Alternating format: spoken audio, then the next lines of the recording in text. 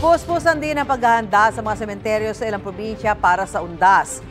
Sa Eternal Shrine Memorial Park sa Balanga, Bataan, may mga dumalaw at isinabay ang paglilinis ng puntod ng kanilang yumaong mahal sa buhay.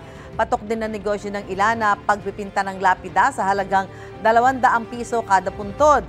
Sa Lawang, Ilocos Norte naman, kanya-kanya na rin linis sa mga kaanak ng mga yumao. May ilang kasing puntod na natambakan na ng lupa at basura.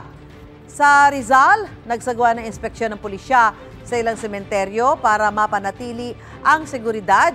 Magde-deploy ng mga pulis at force multiplier sa mga sementeryo, terminal at pangunahing kalsada.